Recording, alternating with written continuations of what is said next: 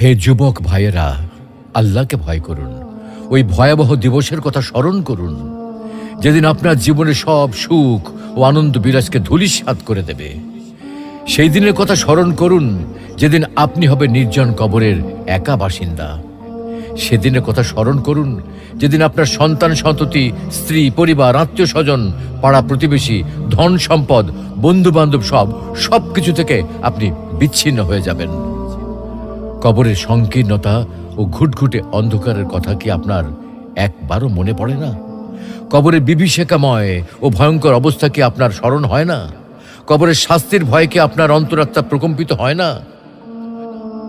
মুনকার নাকির ফেরেশতার দয় প্রশ্নের সঠিক জবাব কি আপনি দিতে পারবেন? একথা একবারও কি ভেবেছেন? অনুরূপভাবে কবরের অপুরন্ত সুখ ও অনাবিল শান্তির কথা কখনো কি আপনার হৃদয়ে পটে জাগ্রত হয় না? তাই বলছি, হে যুবক ভাইয়েরা, আর দেরি না করে দ্রুত ছুটে আসুন মহান আল্লাহ রাব্বুল আলামিনের বিশাল ক্ষমার দিকে, মহান আল্লাহ রাব্বুল আলামিনের রহমতের দিকে, মহান আল্লাহ রাব্বুল আলামিনের অনুগ্রহের দিকে। মহান আল্লাহ রাব্বুল আলামিন আপনাদেরকে বলছেন, তবু কি তারা আল্লাহর কাছে তওবা করবে না এবং তার কাছে মাপ চাইবে না? আল্লাহ অত্যন্ত ক্ষমাশীল,